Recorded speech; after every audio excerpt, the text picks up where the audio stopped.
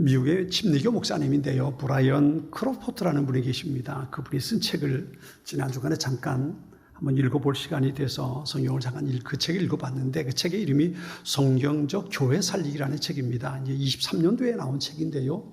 그 책에 보면 북미 교회, 그러니까 미국과 캐나다입니다. 미국과 캐나다의 교회들을 보면서 통계를 가지고 매우 우울하기보다는 절망적인 보고서를 기록해 놨습니다. 북미 교회에서 미국과 캐나다의 교회에서 해마다 20년 동안 해마다 통계를 살펴봤는데 해마다 평균 3,500여 개의 교회가 문을 닫는다는 거예요. 해마다 20년 동안이 아니고 해마다 미국과 캐나다에 있는 교회들 가운데 3,500여 개의 교회가 문을 닫는 겁니다. 지금 남아있는 교회도 그 중에 대략 한 90%가량 되는 교회들이 해마다 점점 작아지고 있고 죽어가고 있다. 그런 통계를 이 브라이언 크로포트라는 목사님이 그 책에 20년 동안의 통계를 가지고 그 보고를 쓴 것을 봤습니다. 그러고 보면 그래봐야 현재 있는 교회도 대개 한 10%가량 되는 교회만 성장하고 있다. 그런 우울한 통계를 내놓은 거지요. 어떻게 보면 이건 숫자만 가지고 이야기하는 겁니다만 교회가 건강한가 건강하지 못한가를 생각해 보면 아마 그것보다 숫자가 더 작지 않을까 싶은 그런 마음이 듭니다. 교회에 대해서 많은 설명들이 많은 사람들에 의해서 책에 기록되고 강의하고 세미나를 하고 많이 합니다. 그런데 교회가 어떻게 해야 되는가, 어떻게 해야 교회가 건강해지는가를, 어떤 게 건강한 교회인가를 찾아보려면 무엇보다도 교회를 이 땅에 세우신 하나님의 뜻에 우리가 마음을 두어야겠지요. 하나님께서는 교회가 어떻게 돼야 된다고 하셨을까? 왜 하나님께서 이 땅에 교회를 세우셨을까? 그걸 살펴볼 수 있어야 하는데요. 이 건강한 교회, 그리고 하나님께서 성경을 통해서 우리에게 보여주시는 교회는 어떤 교회일까? 그것은 하나님께서 주신 사명을 붙들고 살아가는 교회라고 말할 수 있는데요. 교회에 대한 많은 설명 가운데 그런 말씀이 있죠. 교회는 그리스도의 몸이다. 그리스도가 교회의 머리고 예수님이 교회의 몸이라는 거지요. 그리고 다른 곳에 보면 하나님께서 당신의 핏값으로 사신 교회라는 표현이 있습니다. 그러니까 교회가 얼마나 소중한가. 교회는 하나님의 것이고 교회는 하나님께서 가장 소중하고 가치있게 여기는 이 땅의 기관이라는 것을 말씀하고 있는 겁니다. 그리고 이 말을 바꿔 말하면 교회가 하나님이 교회의 주인 되게 하시는 것, 하나님의 말씀에 귀를 기울이고 그 말씀에 순종해 사는 교회가 가장 교회다운 교회요 건강한 교회라고 말할 수 있는 겁니다.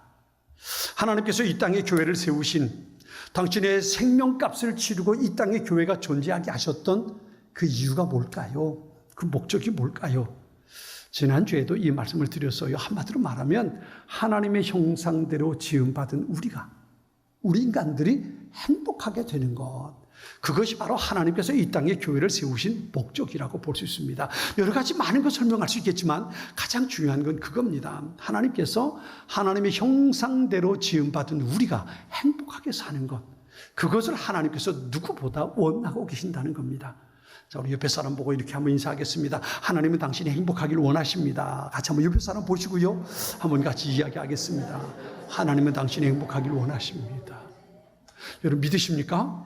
하나님께서는 누구보다도 내가 행복하기를 원하신다는 거예요.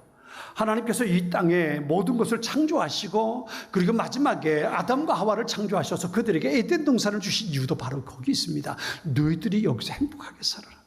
왜요? 하나님의 형상대로 만드셨거든요. 하나님께서 가장 소중한 존재로 인간을 만들어 놓으셨어요. 그리고 그 인간들이 행복하기를 누구보다도 하나님께서 원하셨단 말이에요. 그 세상의 모든 것을 만드시고 에덴 동산을 그들에게 선물로 주셨어요. 나는 너희가 행복하길 원한다. 이게 하나님의 뜻입니다. 그런데 그 인간들이 엉뚱한 짓을 하니까 아니야, 그거 아니야. 다시 너희는 행복하게 돼야 돼.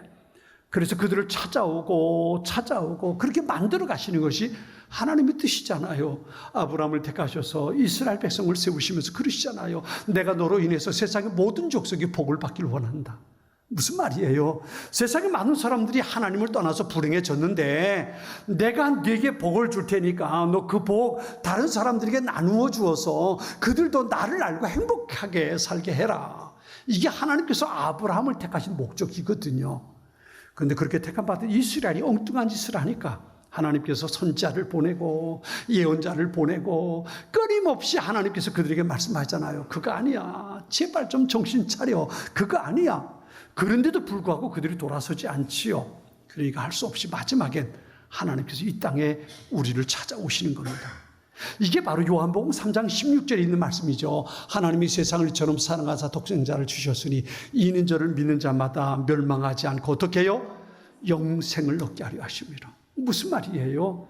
하나님께서 사람들에게 기대하지 못하니까 이젠 그분이 지금 이 땅에 오셨어요.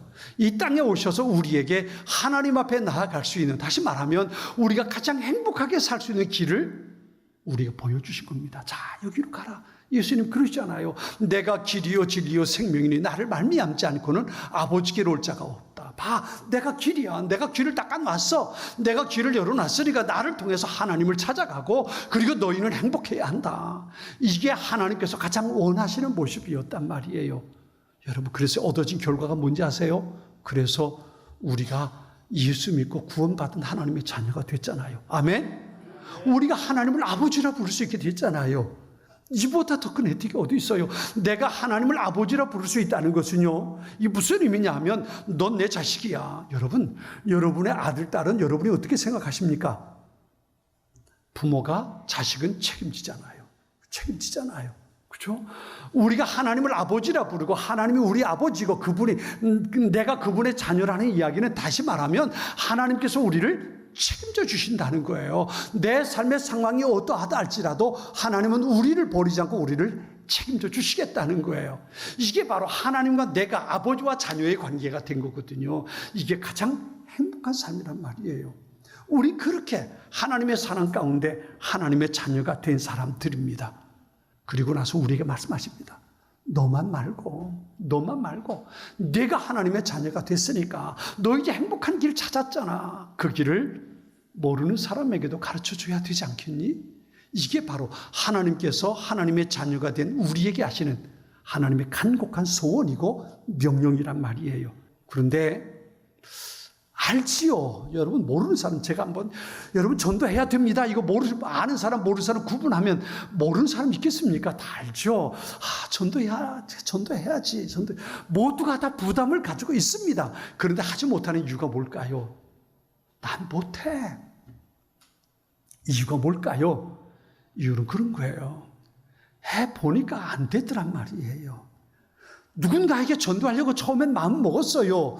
그 사람에게 전도하려고 했는데 이게 안 되는 거예요. 얘기해도 듣지 않고 내가 아무리 전도해도 교회 나오지 않는 거예요. 밥을 사주고 선물하고 별일 다 했는데 그 정작 교회 오지 않는 거예요. 전도하는 게 안 된단 말이에요.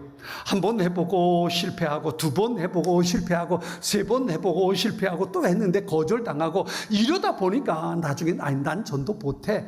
전도를 할 수 있는 사람이 아닌 거지. 난 전도 못해. 그리고 나서 이 전도에 대한 트라우마가 마음속에 생겨버리고 말 겁니다. 그런데요, 잘 들으세요. 이 사람이 잊어버리게, 이 사람이 잘못 알고 있는 게 한 가지 있는 겁니다. 그게 뭐냐면 전도는 내가 하는 것이 아니라 하나님께서 하시는 거라는 겁니다. 이걸 잊어버리면 안 되는 거예요. 전도는 내가 하는 것이 아니고 하나님께서 하시는 겁니다. 전도는 우리의 일이 아니고 하나님의 일입니다. 하나님 일이에요. 하나님께서 하시는 건데 내가 하려고 하니까 안 되니까. 그러니까 나중에는 난 전도 못해. 난 안 돼. 그리고 포기해버리는 일들이 생겨나게 되고 마는 겁니다. 이 모습을 우리는 오늘 본문에서 빌립을 통해 찾아볼 수 있습니다. 오늘 본문을 자세히 보면 빌립이 이디오피아 여왕의 신하인데요. 그 고위급 관료입니다. 그를 전도하는 내용이 오늘 본문 속에 기록이 되어 있습니다. 보세요. 오늘 본문을 우리 같이 봤는데요. 보세요. 빌립이 사마리아에서 복음을 전하다가 광야로 내려가게 된 것은 누구의 명령 때문인가요? 하나님입니다. 하나님께서 빌립에게 광야 길로 가라 명령하셨습니다. 보세요. 누가 에티오피아 내시가 마차를 타고 가는데 거기 다가가라고 누가 명령하셨습니까? 성령께서 그렇게 말씀하셨습니다. 누가 빌립이 그에게 복음을 전할 때에 에티오피아 그 신하가, 그 관료가 예수님을 받아들이고 세례받게 도왔습니까? 이건 성령 하나님이 하신 일입니다. 빌립이 한 일은요, 빌립은 단지 심부름한 것뿐이라는 겁니다. 우리가 전도를 하려고 하다가 잘 안 될 때 쉽게 포기하고 낙심하는 이유가 바로 여기 있습니다. 내가 하려고 하니까 이게 실패하는 거예요. 여러분, 전도라는 건요, 전도라는 건 악한 사탄이 사로잡고 있는, 악한 사탄의 도장을 딱 찍었어요. 넌 내 거야. 그리고 악한 사탄의 도장을 딱 찍어놨는데 그 사람에게서 악한 사탄을 내쫓고 무장 해제시키고 그를 예수의 복음으로 사로잡아 오는 거거든요. 그러니까 전도한다는 건 영적 전쟁입니다. 악한 사탄과 전쟁하는 거예요. 사탄의 권세를 물리쳐야만 그 사람을 자유롭게 데리고 나올 수 있거든요. 이걸 내가 할 수 있다고요? 아니요. 이건 내가 악한 마귀와 더불어 싸워서 이길 수 있는 건 내가 할 수 있는 게 아닙니다. 그것은 하나님의 능력을 덧입을 때만, 하나님께서 능력을 주셔야만 가능한 겁니다. 우리 이것을 잊지 말아야 하는 겁니다. 그래서 복음을 전하는 건 우리의 일이 아니고 가장 결정적인 일은 하나님께서 하신다는 겁니다. 사도행전에 보면 빌립이라는 사람, 초대 예루살렘 교회의 7 집사 가운데 한 사람이죠. 처음에 사도들이 성령의 충만함을 받고 나가서 복음을 전할 때에 예루살렘 초대교회가 막 부흥하고 성장하기 시작합니다. 그러면서 그 중에 7 집사를 세워서 그들로 하여금 교회 안에서 구제하는 일을 하게 해요. 그 중에 한 사람이 스데반이고 그 중에 한 사람이 바로 이 빌립입니다. 그런데 교회가 그렇게 팽창하고 성장하니까 싫어하는 사람들이 생긴 거예요. 그게 누구냐 하면 예수님을 십자가에 못 박아 죽인 유대 종교 지도자들이 싫어하는 겁니다. 그래서 교회를 핍박합니다. 교회를 이단 취급합니다. 그러면서 예수 믿는 사람들을 끄집어내서 사형에 처하고 핍박하고 고난을 주고 그런 일들이 벌어지게 된 겁니다. 그래서 또 예루살렘 교회 성도들이 그 핍박을 피해서 사방으로 흩어집니다. 그 중에 빌립은 사마리아로 간 겁니다. 사마리아에서 빌립이 복음을 전합니다. 놀랍게도 빌립이 복음을 전할 때 사마리아에서 놀라운 역사가 일어납니다. 귀신이 쫓겨나가고 병든 자가 치유함을 얻고 복음이 온 사마리아, 온 사람들의 마음을 흔들어 놓기 시작합니다. 성경에 보면 사마리아에 큰 기쁨이 있었다 그랬어요. 예수 믿고 구원받는 사람들이 점점 늘어나게 됐던 겁니다. 그렇게 사마리아가 복음화 되어 갈 때에 하나님께서 사마리아에서 복음을 전하는 빌립을 찾아옵니다. 빌립아, 너 거기 있지 말고 저 광야로 나가서 광야로 큰 길가로 가라. 그 메시지를 듣고 빌립이 나가는 겁니다. 오늘 보면 8장 26절에 이렇게 말씀하세요. 주의 사자가 빌립에게 말하여 이르되 일어나 남쪽으로 향하여 예루살렘에서 가사로 내려가는 길까지 가라 하니 그 길은 광야라 그랬어요. 하나님의 사자가 성령께서 빌립의 마음속에 이 음성을 담아준 겁니다. 너 거기 있지 말고 일어나서 광야길로 가라. 예루살렘에서 가사로 가는 길로 너 가라. 거기는 광야입니다. 사람이 있지 않는 곳입니다. 복음을 전하려는 열정이 있는 빌립으로서는 여기 사마리아가 더 좋습니다. 여기서 복음을 전하는 게 더 좋단 말이에요. 그런데 그곳을 놔두고 빌립이 광야길로 나아가는 겁니다. 그리고 거기서 에티오피아 여왕의 국고를 맡은 신하를 만나서 복음을 전하는 겁니다. 이 사건 속에서 우리가 3가지를 생각해 볼 수 있습니다. 첫 번째는 하나님의 계획과 하나님의 준비하심이 있었다는 겁니다. 하나님께서 계획하신 것은 에티오피아 여왕의 국고를 맡은 그 신하, 그 고위 관리를 구원하고자 하는 하나님의 계획을 우리가 볼 수 있습니다. 하나님께서 그를 구원하시려고 계획하셨습니다. 준비하신 거예요. 한 준비한 영혼이 거기 있게 하셨던 겁니다. 그러면 하나님의 계획과 하나님께서 준비하신 것에 동참하기 위해서 우리는 어떻게 해야 될까요? 기도하는 거예요. 기도하는 것. 하나님께서 어떤 일을 계획하셨는지, 하나님께서 누구를 구원하시기 위해서 지금 계획하고 계시는지 그걸 우리가 알아야 돼요. 그것은 기도하는 하나님께서 준비하신 영혼이 누구인지, 하나님 내가 누구에게 복음을 전해야 할지, 내가 이번에 누구에게 예수님을 전하고 교회로 초청하고 그에게 천국을 함께 가자고 이야기해야 할지, 하나님 나로 알게 해주십시오. 하나님의 계획이 누구에게 있는지, 하나님의 계획이 어떤 것인지 나로 알게 해주십시오. 하나님 앞에 기도할 수 있어야 하는 겁니다. 기도하지 않고서는 하나님의 계획을 알 수 있는 방법이 없단 말이에요. 기도하지 않고서는 하나님의 마음속에 담긴 그 하나님의 뜻을 알 수 없단 말이에요. 그래서 우리가 전도하기 원한다면, 전도하기를 생각한다면 먼저 우리는 기도할 수 있어야 돼요. 내 마음.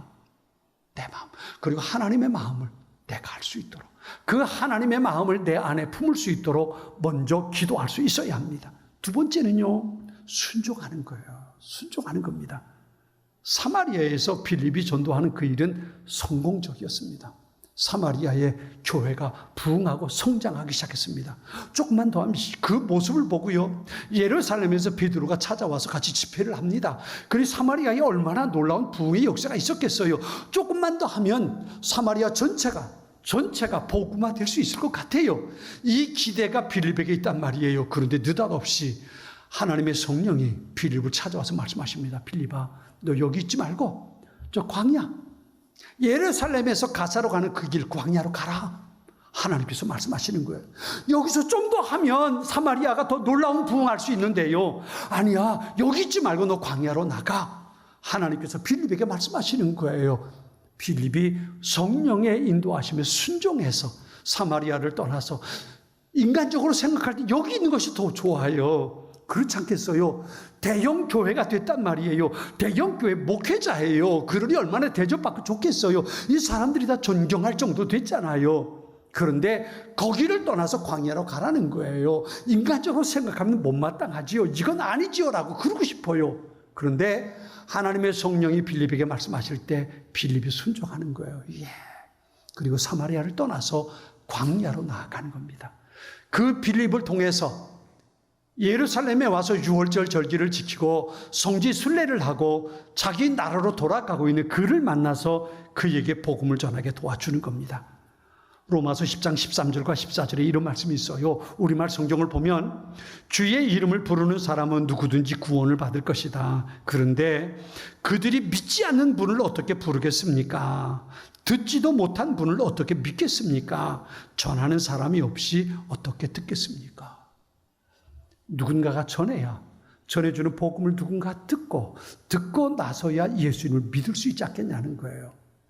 하나님 주의 성령께서 빌립을 사마리아에서 광야로 데려가신 이유가 거기 있습니다. 빌립으로 하여금 그 사람에게 복음을 전해서 그가 예수 믿게 하도록, 이것이 바로 하나님께서 세우신 계획이었고 그 명령이었단 말이에요.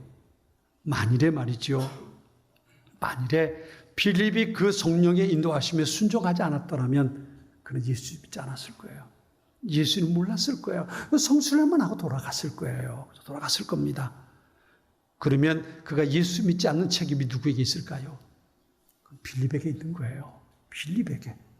하나님께서 분명히 빌립을 통해서 그에게 복음을 전하도록 명령하셨는데 순종하지 않은 그것 때문에 그가 예수 믿지 않고 멸망당한다면 그 사람의 영혼에 대한 책임이 빌립에게 있단 말이에요.